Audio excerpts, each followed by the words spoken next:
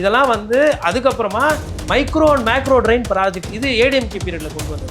அதுக்கப்புறமா வந்து சிங்கார சென்னையில் ஒரு சில திட்டங்கள், எழில்மிகு சென்னையில் ஒரு சில திட்டங்கள், இது வந்து திமுக அதிமுக பீரியடில் கொண்டு வந்து. அப்புறம் இன்டர்லிங்கிங் ஆஃப் ரிவர்ஸ் ப்ராஜெக்ட் சொல்லிட்டு டிஆர் பாலு அமைச்சராக இருந்தபோது அவர் மூலமா ஒரு சில திட்டங்கள்லாம் கொண்டு வந்து. எதுக்கு இவ்வளோத்தையும் சொல்கிறேன்னா, இவ்வளவும் சொல்லியும் பூவும் சீரான பாடு இல்லை. ஒரு ஆற்றை புதுப்பிச்சா நகரம் எப்படி சிங்கப்பூர்லாம் காலிங்க. பூவத்தை கண்டி நீங்கள் சரி பண்ணிட்டீங்கன்னா சிங்கப்பூர் காலி.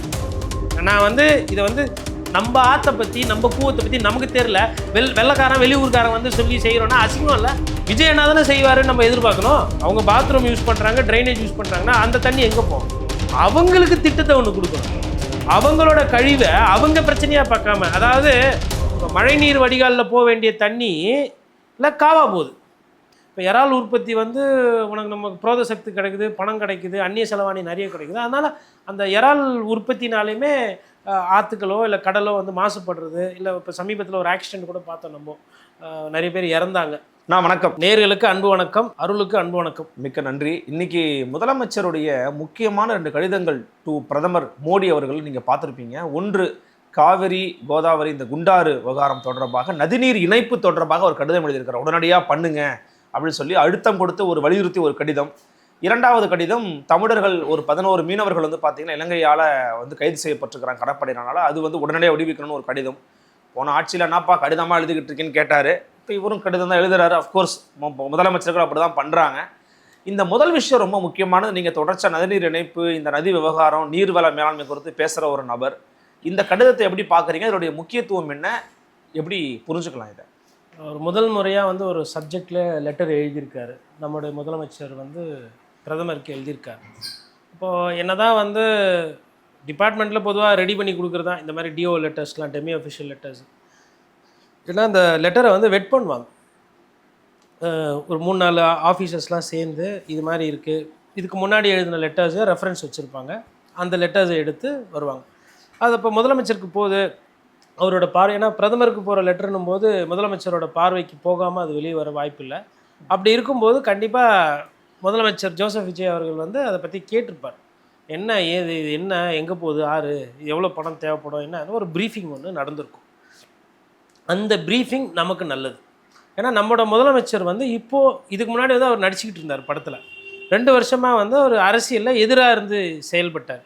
இப்போ ஆட்சியில் உட்கார்ந்துருக்கும்பொழுது அவருக்கு குண்டாருனா என்ன, வைகை எங்கே இருக்குது, காவேரி எங்கே இருக்குது, கோதாவரி எங்கே இருக்குது, கோதாவரி பேசன் என்ன, காவேரி பேசன் என்ன, வைகை பேசன் எது, இது எப்படி கனெக்ட் ஆகுது, எவ்வளோ டிஸ்டன்ஸு, எவ்வளோ கிலோமீட்டர் தேவை, இதில் எங்கெங்கெல்லாம் பொல்யூஷன் இருக்குது, அதை எப்படி சரி பண்ணணும், மத்திய அரசு இதுக்கு எவ்வளோ பணம் ஒதுக்கணும், நம்ம எவ்வளோ பணம் போடணும், இதுக்கு எதனா கடன் வாங்கணுமா, சரி இதை லிங்க் பண்ணால் எவ்வளோ டிஎம்சி தண்ணி கிடைக்கும், எவ்வளோ நீர் பாசனத்தை மேம்படுத்த முடியும், இண்டஸ்ட்ரீஸ்க்கு இதுக்கு தண்ணி வந்து எவ்வளோ கிடைக்கும், குடி தண்ணீர் எவ்வளோ இதில் தேக்க முடியும் அப்படின்ற அந்த ஒரு புரிதல் இருக்குல்ல. அப்போது ஐயா அப்துல் கலாம் சொல்லுவார், நாலேஜ் இஸ் பவர் அப்படின்னு. அப்போது உங்களுக்கு ஒரு விஷயம் தெரியுது, உங்களுக்கு ஒரு 4 விஷயம் தெரியுது அப்படின்னா அதுதான் வந்து ஒரு பொக்கிஷம். அப்போது முதலமைச்சர் வந்து இப்போ வந்து இந்த விஷயம்லாம் தெரிஞ்சுக்குவார். இது ரொம்ப நாளாக இருக்கிற பிரச்சனை தானே, இது பல வருடங்களாக இருக்கிற பிரச்சனை. என்னன்னா சரிங்க, இப்போது இவர் என்ன, இப்போ சிஎம் சாரை பொறுத்தவரை, விஜய் சாரை பொறுத்தவரை என்னென்னா, அவரோட ஏரியா ஆஃப் ஸ்பெஷலைசேஷன் வந்து வர்சஸ் டிஎம்கே. இப்போது அவர்கிட்ட போய்ட்டு அவர் தூயினே இருக்கிறாரு, எழுப்பி திமுக அப்படின்ட்டுனா டக்குன்னு தீயசக்தி, தூய சக்தி, அபார சக்தி, கோர சக்தி, அந்த சக்தி, இந்த சக்தி அப்படி இப்படின்னு பேசினே போயிட்டு மன்னராட்சி அப்படின்வார். இப்போ பேசினதே திருப்பி பார்ப்போம். அப்போது அவரோட subject specialization area of expertise வந்து DMK, first family, Udhayanidhi Stalin, குடும்ப அரசியல், குடும்பாட்சி, மன்னராட்சி. அது இன்னொன்றுத்தில் வந்து ஒன்று சொல்லியிருப்பார், தீயசக்தி. அது வந்து எப்படின்னா, இப்போ எஸ்பிபி சார் வந்து ஒரு பாட்டு வந்து கேளடி கண்மணி நினைக்கிறேன், மூச்சு விடாமல் பாடியிருப்பார். அந்த மாதிரி இவர் ஆமாம் விட்டா பாடிடுவீங்க பொழுது. ரொம்ப பிடிச்ச பாட்டு, நிறைய பேருக்கு பிடிச்ச பாட்டு அது. அந்த பாட்டில் எவ்வளோ அப்படி மூச்சு விடாமல் பாடியிருப்பாரோ அது மாதிரி இவர் மூச்சு விடாமல் தீயசக்தி. அப்போ அதுலேயே ஃபோக்கஸ் ஆனவருக்கு இந்த மாதிரி 6 மாதிரி ஒரு சப்ஜெக்ட் எடுத்துன்னு வந்து கொடுத்தோன்னே இப்படி பார்க்கும்போது தெரியும், ஓகே இது இங்கே இருக்குது அப்படின்னு. அப்போ அதை வந்து உள்வாங்கி இப்போ கடிதம் எழுதுறாரு. நாளை பின்னே ஜல்சக்தி அமைச்சர் வராங்க, இல்லை இவர் போகிறாரு, பேசுகிறாங்க, இல்லை பணம் கொடுங்க இவ்வளோ தேவைப்படுதுன்னு போது இந்த சப்ஜெக்ட் புரியும். இந்த சப்ஜெக்டில் வந்து எடப்பாடி பழனிசாமி ஸ்ட்ராங். இந்த 6 விஷயம் வர்றது பார்த்தீங்கன்னா கையிலேயே அணையை வந்து கட்டிடுவார் அவர். இங்கேருந்து இங்கே வருது, ஈரோட்டில் இங்கே போகுது, கண்மாய் போகுது, கால்வாய் போகுது, குடிமராமத்து பண்ணோம், விவசாயம் பண்ணோம், நஞ்சை இங்கே இருக்குது, புஞ்சை அது மாதிரிலாம் சொல்லுவாங்க. இப்போ அந்த இடத்துக்கு வந்து இவரும் ட்ரெயின் ஆகி போவார். ஏன்னா இஸ் பிகமிங் நவ் தி அந்த சீஃப் மினிஸ்டர் இன் லேர்னிங் ப்ராசஸ். அது வந்து நல்ல விஷயம். கடிதம் எழுதுறது நல்ல விஷயம். அவங்க இந்த கடிதத்துக்கு பதிலெலாம் பெருசாக போட மாட்டாங்க. என்னங்க தெரிஞ்சது பதிலெலாம் எதுவும் பெருசாக போட மாட்டிங்கன்னா அப்போ என்ன தான் இது பிரயோஜனம்னா, நம்ம முதலமைச்சருக்கு இப்படி ஒரு பிரச்சனை இருக்குது, இது டீட்டெயில் தெரியறதே நமக்கு சந்தோஷமான விஷயம். இல்லை நீங்கள் அப்படி சொல்கிறீங்க, முதலமைச்சருக்கு வந்து இந்த நதிகள் பற்றின ஒரு பார்வை இருக்குன்னு நீங்கள் பட்ஜெட்டை பார்த்து புரிஞ்சுக்கலாம்ல. நீங்கள் பட்ஜெட்டில் பாருங்கள், கூவம் நதி சுத்தம் பண்ணணும், அடையாறு சுத்தம் பண்ணணும், இன்டர்நேஷ்னல் லெவலில் நம்ம வந்து இதை ஆட்களை எடுத்துக்க போகிறாங்க. ஆக்சுவலி பட்ஜெட்டில் வந்து அலோகேட்லாம் பண்ணிட்டாங்க. அப்போ அவருக்கு நதிகள் பற்றி ஏதோ ஒரு விஷயம் இருக்குது. நீங்கள் ஒரு அமைதியாக இருக்கிறாருன்னு நீங்கள் சாதாரணமாக இட போடுறீங்கன்னு நினைக்கிறேன். அதாவது நீங்கள் வேணும்ட்டே கேட்குறீங்களா? இல்லை நான் ரியலாக கேட்குறேன். ஐயோ இல்லை பட்ஜெட்டில் அவங்க கூவத்தையோ அடையாரோ சுத்திகரிக்கப்படுன்றது பழைய உட்வர்ட்ஸ் கிரேப் வாட்டர் மாதிரி. திமுக ஆட்சி காலத்துலேயும் பார்த்தோம், அதிமுக ஆட்சி காலத்துலேயும் அதே வார்த்தைகள், அதே பாடி லாங்குவேஜ், அதே போட்டு விடுற கதை. அவங்க சொல்லுவாங்க, செய்ய மாட்டாங்க. முதலமைச்சர் விஜய் செய்வார் அப்படின்னு நம்புகிறாங்க. முதலமைச்சர் செஞ்சால் நெஞ்சார்ந்த நன்றி. ஆனால் அவர் செய்யணும், செய்யாமலாம் தப்பிச்சு போகக்கூடாது. ஏன்னா சொல்லிட்டீங்க. இது நான் வந்து இதை வந்து அன்பு கோரிக்கையாக வைக்கிறேன். ஏன் அப்படின்னா, என் ஊர் மெட்ராஸ்ன்றது நம்ம ஊர், சென்னைன்றது அது நீங்கள் பேர் என்ன வேணால் வச்சுக்கோங்க, சென்னை வச்சுக்கோங்க, மெட்ராஸ் வச்சுக்கோங்க, மெட்ராஸ் பட்டணம், சென்னைப்பட்டினம், எதுவாக இருந்தாலும் இந்த பேரெல்லாம் வரதுக்கு முன்னாடி உயிர் நாடியாக இருந்தால் தான் கூவாறு. கூவாறு வந்து பார்த்திங்கன்னா, இப்போ அது வேறு நல்ல வேலை ஞாபகப்படுது. கூவாறு வந்து பார்த்திங்கன்னா நமக்கு திருவள்ளூர் மாவட்டத்தில் பிறக்குது. திருவள்ளூரில் கூவம் டேங்க்னு ஒரு இடம் இருக்குது, ஒரு ஏரி. அந்த ஏரியிலேருந்து உற்பத்தி ஆகி 70 கிலோமீட்டர் கிட்டத்தட்ட அங்கேருந்து கூவத்தோட அந்த ஏரிக்கிற இடத்துல இருந்து சென்னையில் நமக்கு நேப்பியர் பாலம் இருக்குது பாருங்கள், பீச் ஆண்டை வந்து அது சங்கமிக்குது, முடியுது. இந்த 70 கிலோமீட்டரில் கிட்டத்தட்ட ஒரு 25 கிலோமீட்டர் சென்னை நகரத்துக்குள்ளே போகுது. இந்த 25 கிலோமீட்டரில் தான் அது வந்து கிட்டத்தட்ட கழிவுநீர் கால்வாயாக மாற்றிச்சு. அதாவது சிட்டிஸ் சிவரேஜ் அப்படின்லாம் ஆங்கில பத்திரிகையில் அதை எழுதியிருக்காங்க. அந்த வார்த்தையை படிக்கும்போது நமக்குலாம் வந்து அவ்வளோ சங்கடமாக இருக்கும். அப்போது அது எங்கேருந்து வந்து அந்த திருவள்ளூரில் வந்து பார்த்திங்கன்னா கூவத்துக்கு ஒரு சிறப்பு என்னென்னா, அடையாறு படுக்கையில் பெய்யக்கூடிய மழை தண்ணியும் செம்பரம்பாக்கத்தினுடைய தண்ணியும் வந்து இதில் சேரும். ஒரு சில விஷயம் வரும். அதேமாதிரி இந்த சைடு கொசத்தலையாரில் அது பகுதியில் இருக்கிற தண்ணியும் வந்து இதில் வந்து சேரத்துக்கு வாய்ப்பு இருக்குது. அப்புறம் பருத்திப்பட்டு அந்த ஏரியாவில் ஒரு பேசின் இருக்குது, அம்பத்தூர், அந்த பருத்திப்பட்டு அந்த சைடில் அந்த மழை தண்ணீர். இப்போ பழசெல்லாம் வந்து பார்த்திங்கன்னா உங்களுக்கு அந்த தண்ணி வரும். அதை தாண்டி வந்து சிட்டிக்குள்ளே சென்னைக்குள்ளே வரும்போது ஓட்டேரி நல்லா, விருகம்பாக்கம் கெனாலு, மாம்பழம் கெனாலாக பிரியுது. அப்போது எவ்வளோ இது கண்டி அழகாக நீராக மாறிச்சுன்னா சென்னை எவ்வளோ ரம்யமாக இருக்கும் பாருங்கள், சூப்பராக இருக்கும். எங்கே பார்த்தாலும் வந்து யோசிச்சு பாருங்க. என்ன லண்டனு, வெங்காயம், தேம்ஸு, கூவங்கண்டி அழகு ஆக்கிட்டாப்பலனா விஜய் சார் திருப்பி இன்னொரு வாட்டி ஜெயிச்சிருவார். மாலையை போட்டுருவீங்க. ஆமாம், இல்லைங்க, நான் என்ன சொல்கிறேன்னா, அவர் பேசிட்டாரு. ஆழம் தெரிஞ்சு காலை ஊட்டிங்களோ தெரியாமல் காலை ஊட்டிங்களோ, கூவத்தோட ஆழம் அளவு எனக்கு தெரியும். ஏன்னா நான் அதை பற்றி நான் எழுதுனதை விட்ட அதை பற்றி நிறைய பத்திரிகையாளர்கள் எழுதியிருக்காங்க. பிரதீப் தாமோதரன் சொல்லிட்டு டெக்கன் கிரானிக்கலில் கூவம் இந்த ஏரி அந்த எங்கே உற்பத்தி ஆகுதோ அதில் இருந்து வண்டியை எடுத்து 2 நாள் கிட்டத்தட்ட அப்படியே அந்த கூவம் எங்கெங்கெல்லாம் போதோ ட்ராவல் பண்ணி எழுதியிருக்காங்க. டவுன் டு அர்த்னு ஒரு பத்திரிகை, அதனுடைய ஆசிரியர், அவங்க பேர் எனக்கு மறந்து போச்சு, அவங்க எழுதியிருக்காங்க. லாஸ்யா சேகர்னு அவங்க இதை பற்றி வேற ஒரு சில பத்திரிகையில் எழுதியிருக்கிறாங்க. அதுக்கப்புறமா வந்து தீபா ராமகிருஷ்ணன் சொல்லிட்டு இந்துவில் ரொம்ப நாளாக இருக்கிறாங்க, அவங்க இதை பற்றி எழுதியிருக்கிறாங்க. செரினா ஜோசபின்னு சொல்லிட்டு ஒரு பத்திரிகையாளர், அவங்க இந்த மாதிரி கூவத்தோட பிரச்சனை நிறைய எழுதியிருக்காங்க. அலோஷியஸ்ன்னு சொல்லி ஒரு இந்துவில் ஒரு பத்திரிகை, அவர் எழுதியிருக்காரு. டி ராமகிருஷ்ணன் சீனியர் மோஸ்ட், அவருக்கெல்லாம் இந்த ஆறு எங்கே போகுது, அடையாறு எங்கே வருது, இதை பற்றி அவருமே நிறைய கட்டுரை எழுதியிருக்காரு. பிரின்ஸ் ஃப்ரெட்ரிக் எழுதியிருக்கிறாங்க.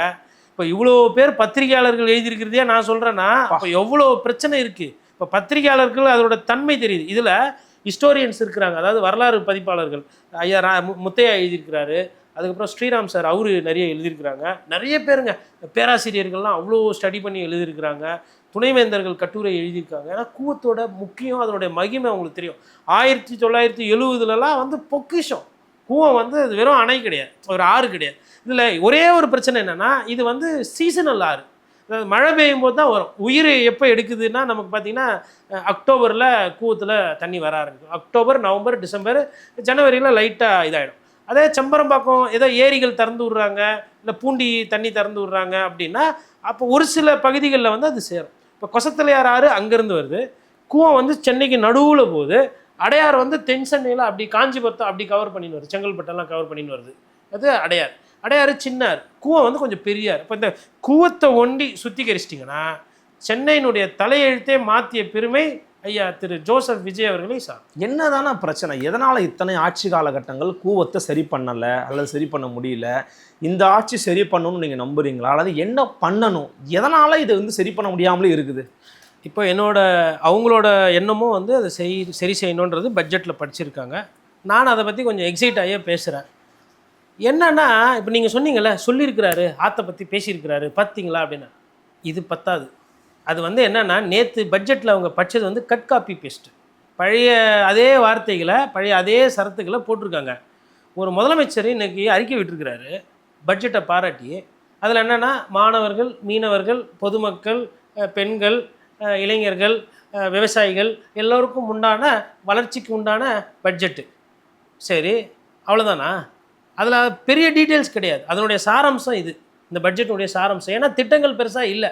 அட்லீஸ்ட் இந்த ஆற்றை வந்து எடுத்து இதை வந்து ஒரு ஒரு ஒரு 110 விதி கீழே முதலமைச்சர் எடுத்து கூவத்தை நான் மேம்படுத்துறதுக்கு எனக்கு ஃபஸ்ட்டு அதை செய்யக்கூடியவங்களுக்கு சப்ஜெக்ட் தெரியும். ஒரு கட்டடம் கட்டணும்னா அவங்க ஃபஸ்ட்டு மேஸ்திரியாக இருக்கணும். அதுக்கப்புறம் அவங்க ஆர்கிடெக்ட் பண்ணுறது, கிரானைட் ஓட்டுறது, டைல்ஸை போடுறது, மார்பிளை தேய்க்கிறது, அப்புறம் ஃபஸ்ட்டு அந்த அடிப்படை தெரியும். அப்போ கூவத்தை வந்து நீங்கள் உயிர் தெழுக்க போகிறீங்க அப்படின்னா அந்த அரசு வந்து நாம்கே வாஸ்துக்காக பட்ஜெட்டில் படிப்பாக தான் நான் பார்க்குறேன். 2.5 மணி நேரம் பேசியிருக்கீங்க. இப்போ நம்ம ஒரு 20 நிமிஷம் பேச போகிறோம்னு வச்சுக்கலாம். இந்த 20 நிமிஷத்துக்கும் அவங்க 2.5 நிமிஷம் பேசினாங்க, 2.5 மணி நேரம் பேசினாங்க. ஆற்றை பற்றி சும்மா ஆற்றிக்கினே இருந்தீங்க. குண்டாறு பழைய அதே லைனு, அதே தாம்பரம் பரணி ரிவரு, இப்படி அப்புறம் ரிவர் இன்டர்லிங்கிங். ஃபஸ்ட்டு சப்ஜெக்ட் புரிஞ்சிக்கணும். அதாவது சப்ஜெக்ட் புரிஞ்சிக்கிறத விட அது ஆர்வம் இருக்கணும். இப்போ நான் என்ன சொல்கிறேன்னா, அமைச்சர் பெருமக்கள் கூவம் ஆற்று எங்கெங்கெல்லாம் இருக்கோ போய் ட்ராவல் பண்ண, எடுத்தவுடனே ஃபுல்லாக பண்ண முடியாது. அப்போ சென்னை ரிவர் ரெஸ்டரேஷன் ப்ராஜெக்ட்னு ஒன்று இருக்குது. அதுக்கப்புறம் ஐசிஆர்இபி, அது என்னென்னா integrated Cooum eco restoration project. இதெல்லாம் வந்து அதுக்கப்புறமா micro and macro drain project, இது ஏடிஎம்கே பீரியடில் கொண்டு வந்தது. அதுக்கப்புறமா வந்து சிங்கார சென்னையில் ஒரு சில திட்டங்கள், எழில்மிகு சென்னையில் ஒரு சில திட்டங்கள், இது வந்து திமுக அதிமுக பீரியடில் கொண்டு வந்து. அப்புறம் இன்டர்லிங்கிங் ஆஃப் ரிவர்ஸ் ப்ராஜெக்ட்னு சொல்லிட்டு டிஆர் பாலு அமைச்சராக இருந்தபோது அவர் மூலமா ஒரு சில திட்டங்கள்லாம் கொண்டு வந்து. எதுக்கு இவ்வளோத்தையும் சொல்கிறேன்னா, இவ்வளவும் சொல்லியும் கூவம் சீரான பாடு இல்லை. இன்னமும் கூவத்தை ஏதோ வந்து காவா அப்படின்ற வெளியிலேருந்து வந்து பார்த்தா அது கூவம் ஒரே நாத்தடிக்குதுப்பா. நீங்கள் சொல்லுவீங்க சாமி, எல்லாரும் வந்து இங்கே அதை கழிப்பிடமாக ஆக்கிட்டு அது குப்பையை கொட்டிட்டு ஆற்றை கொண்டுபிட்டு இப்படி தான் இருக்குது. அப்போ அந்த ஆற்றினுடைய வலி, ஒரு ஆற்றை புதுப்பிச்சா நகரம் எப்படி சிங்கப்பூர்லாம் காலிங்க. கூவத்தை கண்டி நீங்கள் சரி பண்ணிட்டீங்கன்னா சிங்கப்பூர் காலி. நான் வந்து இதை வந்து திமிரோட சொல்லுவேன். சொல்லும் போதே புல்லரிக்குது. சிங்கப்பூர் காலி. சிங்கப்பூரோட ஸ்டாண்டர்டு வேறு. கூவத்தை கண்டி யார் அந்த கில்லாடி எனக்கு தெரியாது, யார் அந்த அரசியல் ஆளுமே எனக்கு தெரியாது. நீங்கள் கூவத்தை கண்டி க்ளீன் பண்ணிட்டீங்கன்னா மெட்ராஸ் ஓட்டு உங்களுக்கு தான். மொத்த மெட்ராஸ் ஓட்டு கிரேட்டர் சென்னை, அதாவது திருவள்ளூர், காஞ்சிபுரம், செங்கல்பட்டு, இந்த ஏரியா, அந்த ஏரியா, அந்த ஏரியா, இந்த ஏரியா மாதிரி 18 தொகுதி உள்ள பெனிஃபிட் ஆகும். அதை தாண்டி அது அழகாக ரம்மியமாகும் போது ஊரே வேறு மாதிரி புத்து குழுங்குற மாதிரி ஆயிடும். யோசிச்சு பாருங்க எப்படி இருக்கும். ஏன்னா முகத்துவாரத்தோட கடலில் கலந்து இருக்குது. யோசிக்கும் போது பிரமிப்பாக. அதாவது இப்போ சொரா, சின்ன சின்ன மீன், கொடுவா, மடவை, இதெல்லாம் வந்து நிறைய வந்து கடலுக்குள்ளே வர்றது கிடையாது. நேப்பியர் பாலத்தை தாண்டி வர்றது கிடையாது. என்னன்னா அங்கே நீங்கள் போய் பாருங்களேன், பீச்சுக்கு ஓரமா இந்த நேப்பியர் பிரிட்ஜை தாண்டி அந்த பக்கத்தில் அந்த அண்ணா ஸ்விம்மிங் பூல் இருக்கும். அது பக்கமாக உள்ளே போய் பார்த்தீங்கன்னா செருப்பு, தொடப்பக்கட்டை, பெட்ஷீட்டு, பெட்டு, அதுக்கப்புறமா வந்து இது துணி, அப்புறம் பிளாஸ்டிக்கு பாட்டிலு, கழிவு, தெர்மாக்கோல், இது அப்படியே மிதக்கும், டன்னு கணக்கில் இருக்கும். போய் பார்த்தீங்கன்னா அந்த இடத்த பார்த்துட்டு 1.5 கிலோமீட்டர் தள்ளி தான் மெரினா பீச்சில் நம்மலாம் கை காலெல்லாம் வச்சு குளிச்சுக்கிட்டு இருப்போம். இதை பார்த்துட்டு நீங்கள் அதை பார்த்தீங்கன்னா குளிக்கவே மாட்டீங்க, தண்ணியில் காலே வைக்க மாட்டீங்க. அவ்வளோ பிரச்சனை இருக்குது. அப்போது இது வந்து அந்த கமிட்மெண்ட் இருக்கும், அந்த உண்மையான கமிட்மெண்ட் இருக்கும். அந்த உண்மையான கமிட்மெண்ட்டு நேற்று பட்ஜெட்டில் வெளிப்பட்டதுன்னா வெளிப்படலை. அப்போ நீங்கள் வந்து நாம்கே வாசுக்கு சொல்கிறீங்களா இல்லை உண்மையிலே சொல்கிறீங்களான்ற அந்த சந்தேகம் பயம் இருக்குது. அப்போ இதை செய்யணும் அப்படின்னா எப்படி செய்யணும்னா, ஆல்ரெடி வந்து ஒரு 700 கோடி கிட்ட ஒதுக்கிட்டு ஸ்டடி எல்லாம் பண்ணி முடிச்சிருக்காங்க. இந்த டீட்டெயில் ப்ராஜெக்ட் ரிப்போர்ட் ஒரு வெங்காயமாக வேணாம். ஆல்ரெடி டிபிஆர் நிறைய பேர் இவ்வளோ திட்டம் சொன்னேன் நான், எல்லாமே கூவத்தை சுத்திகரிக்கிறது வந்த திட்டம் தான். இதில் டீட்டெயில் ப்ராஜெக்ட் ரிப்போர்ட்லாம் ஆல்ரெடி இருக்குது. என்ன 2006 ஒன்று எடுத்திருப்பாங்க, 2014-15 ஒன்று எடுத்திருப்பாங்க, ஒரு சிலது 2000க்கு முன்னாடி எடுத்திருப்பாங்க. இப்போ இன்றைக்கி எல்லாமே வந்து ட்ரோன் கேமராவில் ஏரியல் ஃபோட்டோ எடுத்தாவே மேக்ஸிமம் டேமேஜ் தெரிஞ்சிடும். ஒரு வாரத்தில் ஸ்டடி பண்ணி கொடுத்துட்டு போயிடலாம். இதுக்கு வந்து வெளியிலேருந்து டெண்டர் விட வேண்டிய அவசியமே கிடையாது. இல்லை வெளிநாட்டிலேருந்து ஆள் வராங்களாம். எதுக்கு குப்பை நம்ம போடுவோம், வெளிநாட்டிலேருந்து ஆள் வந்து என்ன பண்ண போகிறாங்க? நம்ம ஆற்றை பற்றி நம்ம கூவத்தை பற்றி நமக்கு தெரியல, வெள்ளைக்காரன் வெளியூர்காரன் வந்து சொல்லி செய்கிறோன்னா அசிங்கம் இல்லை? விஜய் என்ன தானே செய்வாருன்னு நம்ம எதிர்பார்க்கணும். எதுக்கு இப்போ சரி சந்திரபாபு நாயுடு கூட்டின்னு வந்து பக்கிங்ஹாம் கனெல்லாம் குறுக்கில் வருது, புலிக்காட் லேக்லேருந்து ஆந்திராலேருந்து, அவரை கூட்டின்னு வந்து செய்வோமா? செய்ய முடியுமா? அதாவதுங்க இது என்னென்னா சப்ஜெக்ட் தெரியாதுனால. அன்புமணி ராமதாஸ் சொன்னாங்க பாருங்கள், அதேமாதிரி சௌமியா அன்புமணி ராமதாஸ் சொல்கிறாங்க பாருங்கள், சிம்பிள்.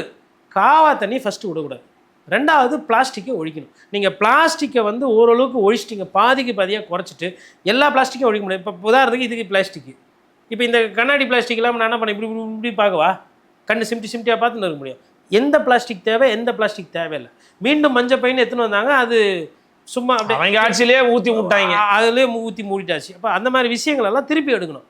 இந்த சும்மா பேரெல்லாம் மாற்றினதுக்கு இவர் வந்து பச்சை பை இல்லை வேற எதனா பையன் எதனா ஒன்று கொண்டு வந்திருக்கலாம். நேத்தாச்சும் வெற்றி மஞ்சள் பையனாச்சும் ஒன்று எத்தனை வந்திருக்கலாம். அட்லீஸ்ட்டு ஒரு கண் எதிரில் தெரியும் ஏதோ மஞ்சள் பை எத்தனை போகிறாங்க, இல்லை அரசே கொடுக்குதுன்னு. இதுதாங்க சிந்தனைன்றது. இப்போ நீங்கள் என்ன வெற்றி மஞ்சள் பையன் யோசிச்சா சொன்னீங்க, தானாக வருது, பிரச்சனைனால அது வருது. அப்படி தான் அதை இது பார்க்கும்போது ஃபஸ்ட்டு ஒரு 15 கிலோமீட்டரில் பெரிய பிரச்சனை கிடையாது ஆற்றுல. எங்கே அந்த கூவம் ஒரிஜினல் ஆகிற இடத்துல இருந்து வரலாம் பிரச்சனை இல்லை. அதேமாதிரி கொசத்தலையாறில் இருந்து கொஞ்சம் வருது, அந்த இடமும் பிரச்சனை கிடையாது. அதுக்கப்புறமா பார்த்தீங்கன்னா இந்த பருத்திப்பட்டு ஏரியா பேசின் இருக்குது பாருங்க, அது கொரட்டூர், இந்த ஏரியாவில் இருந்தால் அதனுடைய கழிவு வந்து ஜாஸ்தியாகும். அதுக்கப்புறமா கொஞ்சம் நகர்ந்து வரும்போது இது மாம்பழம் இந்த சைடெல்லாம் காலி, ஓட்டேரி நல்லா பார்த்தீங்கன்னா அந்த சைடும், அதாவது வெறும் காவாவை தவிர்த்து வேறு எதுவுமே கிடையாது. அதே மாதிரி கேப்டன் காட்டன் கனல் அது கொடுங்கியூர் வழியாக அப்படியே வருது. இது எல்லாமே கூவத்தினுடைய கிளைகள். இப்படியே வந்து கரெக்டாக நமக்கு இந்த சென்ட்ரல் சைடில் இங்கே வந்து இங்கே யோசிச்சு பாருங்கள், சென்ட்ரலு ரிப்பன் பில்டிங்கு ஜிஹெச்சு, அதுக்கப்புறம் இந்த சைடு அந்த மெடிக்கல் காலேஜ், அப்படி பிரிட்ஜு மேலே வரும்போது அப்படியே தண்ணியாக இருக்குது, மீன்லாம் குதிக்குது, இல்லை வாத்து கீத்து மேய்துன்னா இந்த இடம் எப்படி இருக்கும் பார்க்குறதுக்கு? சென்ட்ரல் ஸ்கொயர் எப்படி இருக்கும்? வெள்ளக்காரெல்லாம் வந்து பார்த்தாலே என்னப்பா நியூயார்க் ஸ்கொயரு, இல்லை என்னப்பா சிங்கப்பூர், இங்கே வந்து அப்படி வந்து சென்னைக்கு வந்து பாருங்கன்ற மாதிரி மாறும். அட்லீஸ்ட் அந்த 4 மாதம் தண்ணி ஓடுற சீசன் இருக்கு இல்லைங்களா அது. இன்னொன்றுங்க, ஒரு பிரச்சனையில் ஒரு பலம் இருக்குது. அதாவது ஒரு சில அதிகாரிகள் கிட்ட நான் கற்றுக்கிட்டதுன்னா, அது குறிப்பாக இந்த டிசாஸ்டர் மேனேஜ்மெண்ட் சொல்லுவாங்க, எவ்ரி டிசாஸ்டர் ஆர் எவ்ரி ஒரு டஃப்பான விஷயம் இஸ் அன் ஆப்பர்ச்சுனிட்டி. இப்போ கூவத்தை வந்து க்ளீன் பண்ணுறதுல ஒரு ஈஸியான ஒரு வேலை இருக்குது. என்னென்னா காவா தண்ணி நிறைய நம்மலாம் உற்பத்தி பண்ணுறோம். அதாவது நல்ல தண்ணியில் நம்மளோட கழிவுகள் இருந்தோம்னா அது காவா தண்ணி ஆயிடுது. அப்போது அதை நீங்கள் ட்ரீட் பண்ணி அதை நல்ல தண்ணியாக்கி கூவத்திலே இப்போ ஆல்ரெடி காவாவாக விட்றீங்க, அந்த தண்ணியை சுத்திகரிக்கப்பட்டு நீங்கள் காவாவாக விட்டுட்டீங்க, தண்ணியாக விட்டுட்டிங்கன்னா ஆறுன்றது வருஷம் பூரா ஓடும். காவா தண்ணி நல்ல தண்ணியாக மாறி வருஷம் பூரா ஓட போகுது.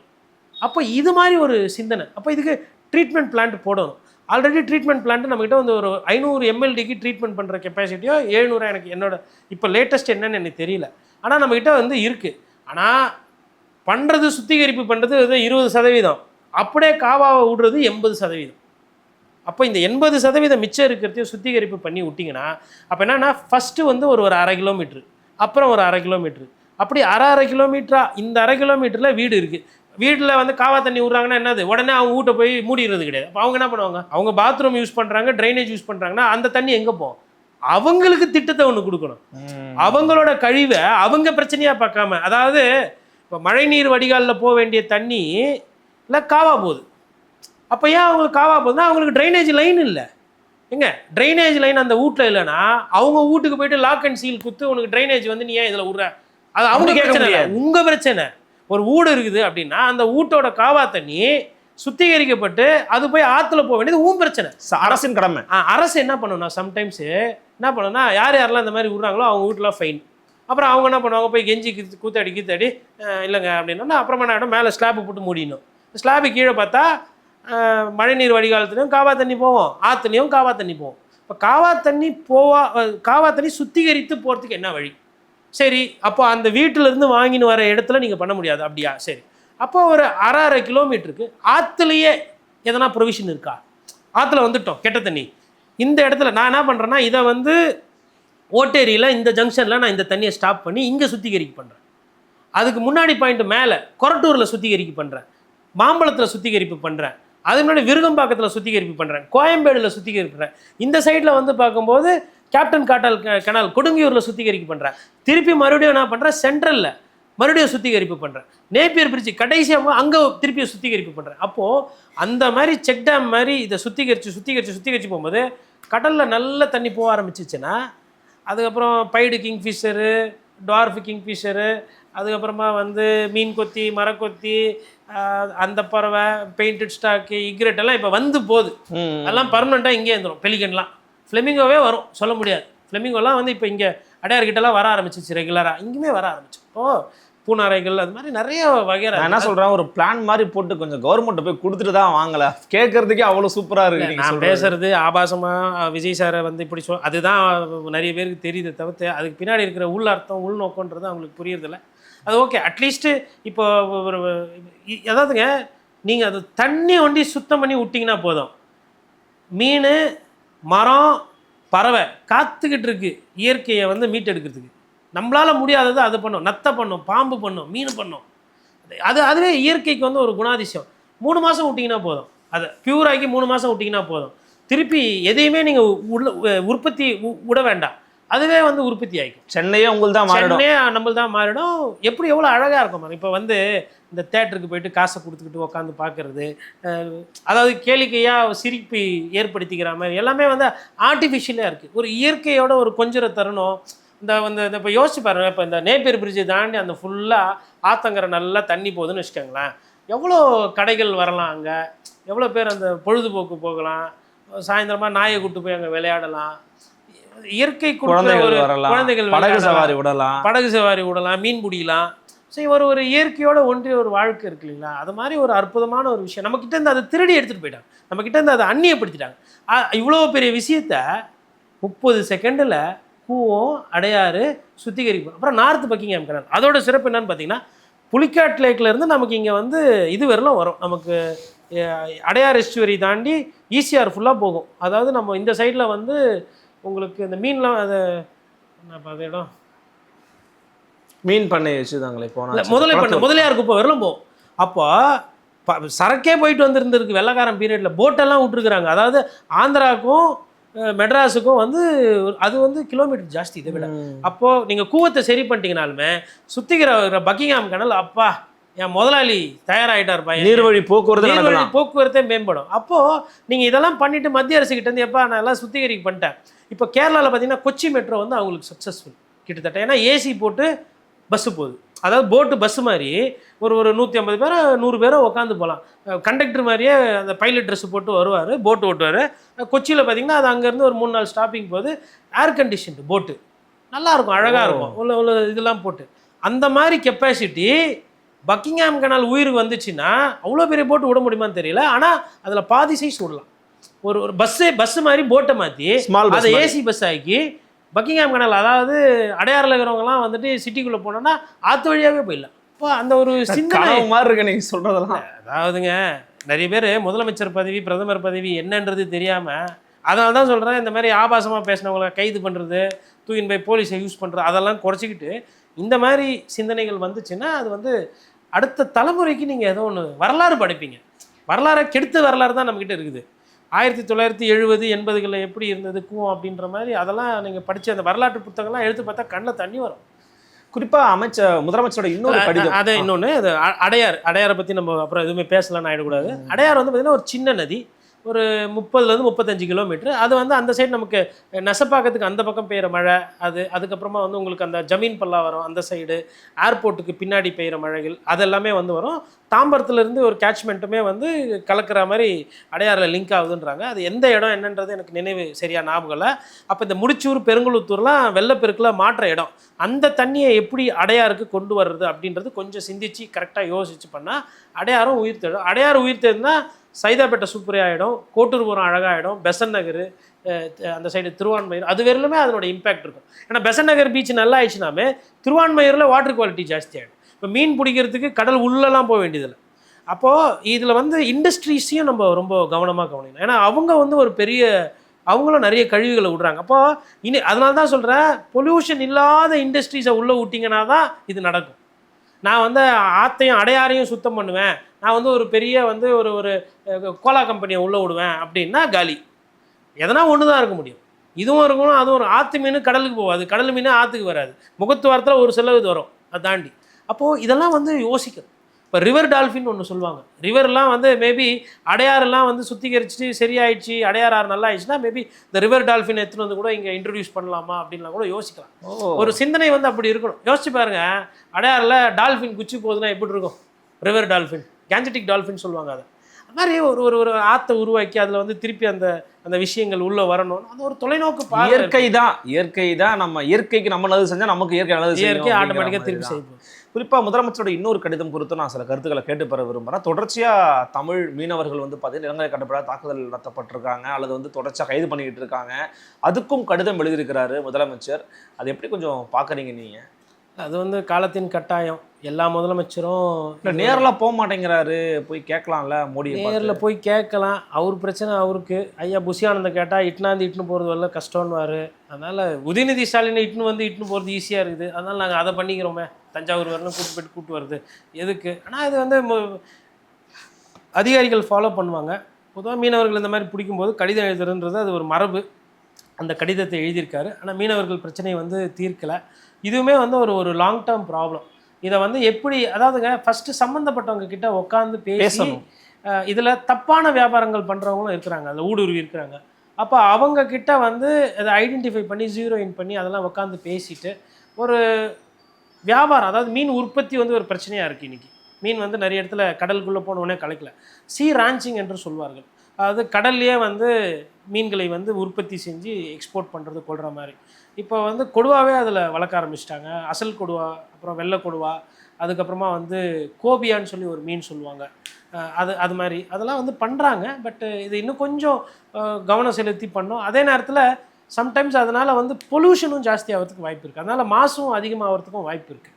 இப்போ உதாரணத்துக்கு இறால் உற்பத்தி. இப்போ இறால் உற்பத்தி வந்து உனக்கு நமக்கு புரோத சக்தி கிடைக்குது, பணம் கிடைக்குது, அந்நிய செலவாணி நிறைய கிடைக்குது. அதனால் அந்த இறால் உற்பத்தினாலையுமே ஆற்றுக்களோ இல்லை கடலோ வந்து மாசுபடுறது. இல்லை இப்போ சமீபத்தில் ஒரு ஆக்சிடென்ட் கூட பார்த்தோம், நம்ம நிறைய பேர் இறந்தாங்க இறால் சுத்திகரிப்பு ஒரு பண்ணையினால். அதனால் இதெல்லாம் இருக்குது. கொஞ்சம் இன்னும் அட்வான்ஸ்மெண்ட் பண்ணி அதை எப்படி குறைக்கிறது அதெல்லாம் யோசித்தாங்கன்னா மேபி நம்ம மீனவர்கள் அந்த சைடு உள்ளே போகிறது மேபி குறையும். வேறு சில மாற்று சிந்தனைகள் பண்ணோம். ஒவ்வொரு வாட்டியும் இதேமாரி இலங்கை பிடிச்சின்னு போகிறதும், அப்புறம் நம்ம கடிதம் எழுதுறதும், அதுக்கப்புறம் அவங்க வந்து ஆளை தான் விடுவாங்க, போட்டு திருப்பி கொடுக்க மாட்டாங்க. அப்போது அந்த வாழ்வாதாரம் என்பது பாதிக்கப்படுது இல்லையா? இப்போ அங்கே மீனவர்களாக பிறந்ததுனால இதை வந்து நம்ம கஷ்டப்படணுமா என்ன? இந்த சைடு மீன் பிடிக்கிறவங்களுக்கு அவ்வளோவா தலைவலி கிடையாது. எப்போனாச்சும் தான் ஆந்திரா சைடு போனால் ஆந்திரா கவர்மெண்ட்டு நமக்கு சிக்கலோட அது இன்டர்ஸ்டேட், தமிழ்நாடு ஆந்திரான்றதுனால நம்ம அதை தீர்த்துக்கலாம். பட் அந்த சைடு போகும்போது நமக்கு என்னென்னா அது வேறு அரசு, இலங்கை அரசு. அது நம்ம தமிழ்நாடுன்னும் போது அது சிக்கல் வருது. அதை வந்து பிரதமருமே யோசிக்கணும். என்னடா இது எப்போ பார்த்தாலும் 3 மாதத்துக்கு ஒரு வாட்டி லெட்ரு வருது, 3 மாதத்துக்கு இதே வேலை. இங்கேருந்து திருப்பி ஃபோன் பண்ணி சொல்லணும், அவங்களுக்கு சொல்லுவாங்க, அப்புறம் அவங்க விடுவாங்க. இது எப்படி தான் முற்றுப்புள்ளி, இதுக்கு என்ன தான் ஒரு நிரந்தர தீர்வு அப்படின்னா கடிதம் எழுதுறது தான் வச்சுருக்கிறாங்க நிரந்தர தீர்வாக. நிரந்தர தீர்வு வந்து நான் என்ன சொல்கிறதுன்னு தெரியல. நிரந்தர தீர்வை நோக்கி பயணம் பண்ண வேண்டியவங்களே அமைதியாக இருக்கிறாங்க, பிரதமரும் முதலமைச்சரும். இப்போ முதலமைச்சர் இப்போ விஜய் சார் இப்போ தான் வந்துக்கிறாரு. உடனே இதுக்கெலாம் சின்ன சின்ன விஷயத்துக்கே அப்படியே அமைதியாக உட்காந்துக்கிறாரு சட்டமன்றத்தில். இது பெரிய சப்ஜெக்ட்டு. இதெல்லாம் தீர்க்கணுன்னா அவருக்கு வந்து ஒரு 10 வருஷம் தேவைப்படும். கிச்சு கிராஜுவேட் ஆகி லெட்டருக்கு பதிலாக புக்கு தான் எழுதணும் அடுத்த முறையில். ஆனால் அவ்வளோ பிரச்சனை இருக்குது அதில். பார்க்கலாம் முதலமைச்சர் என்ன பண்ணுறாருன்னு பொறுத்து வந்து பார்க்கலாம். பல்வேறு விதமான கருத்துக்களுக்கு நிதானமாக பொறுமையாக ரொம்ப எளிமையாக அவங்களோட விளக்கங்களை கொடுத்தீங்கன்னா ரொம்ப நன்றி. நன்றி.